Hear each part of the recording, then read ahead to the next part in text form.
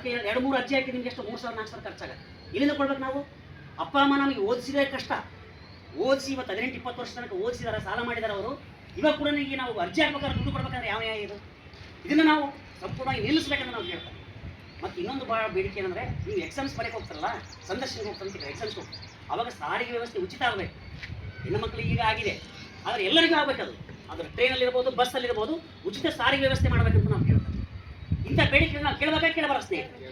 ಇದು ನಮ್ಮ ಹಕ್ಕು, ಇದು ಮೂಲಭೂತ. ಒಂದು ಡೆಮಾಕ್ರಸಿ ಅಂತಂದರೆ, ಪ್ರಜಾತಂತ್ರ ಅಂದರೆ ಅದು ಬರೀ ನಮ್ಮ ನೋಟ್ ತಗೊಳ್ಳೋದು ಪ್ರಜಾತಂತ್ರ ಅಲ್ಲ. ನಮಗೆ ಏನು ಕರ್ತವ್ಯ ಇದೆ, ಅದ್ರಾಗ ನಮ್ಮ ಹಕ್ಕುಗಳಿದಾವೆ, ಆ ಹಕ್ಕುಗಳನ್ನು ನಾವು ಕೇಳಬೇಕಾಗತ್ತೆ. ಆ ನಿಟ್ಟಿನಲ್ಲಿ ನಮ್ಮ ಸಂಘಟನೆ ಇವತ್ತೊಂದು ಹೋರಾಟವನ್ನು ಮಾಡ್ತಾ ಇದೆ. ಅಲ್ಲಿ ಭಗತ್ ಸಿಂಗ್, ನೇತಾಜಿ ಸುಭಾಷ್ ಚಂದ್ರ ಬೋಸ್, ಚಂದ್ರಶೇಖರ್ ಆಜಾದ್, ಅಶ್ಫಾಕುಲ್ಲಾ ಖಾನ್, ಪ್ರೀತಿಲತಾ, ಇಂಥವ್ರ ಒಂದು ಆದರ್ಶದ ಪರಂಪರೆ ಏನಿದೆ, ಆ ಪರಂಪರೆಯ ದಾರಿನಲ್ಲಿ ನಾವು ಹೋರಾಟವನ್ನು ಮಾಡ್ತಾ ಇದ್ದೀವಿ.